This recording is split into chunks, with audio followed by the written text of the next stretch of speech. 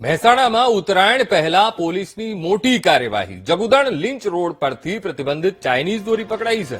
30,000ના મુદ્દામાલ સાથે 2 શખ્સની ધરપકડ કરવામાં આવી છે।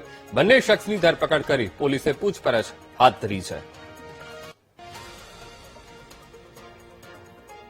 તો આજ મુદ્દે સંવાદદાતા સુધીર ફોનલાઈન પર જોડાઈ ગયા છે। સુધીર, મહેસાણામાં ઉત્તરાયણ પહેલા પોલીસની આ ખૂબ મોટી કાર્યવાહી, પ્રતિબંધિત ચાઇનીઝ દોરી પકડાઈ છે, શું કાર્યવાહી થઈ સુધીર?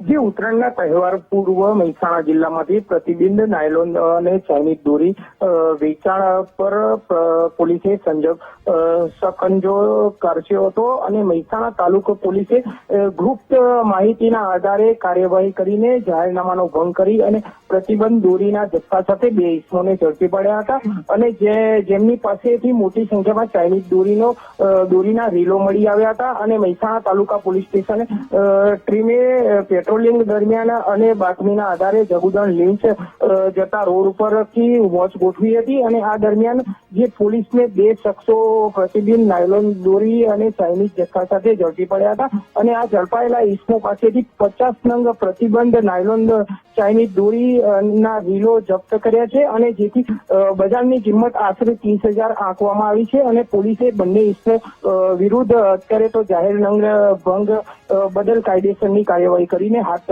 ગુનો ધર્યો છે। જી બિલકુલ સુધીર, સમગ્ર માહિતી સાથે જોડાવા બદલ આપનો આભાર।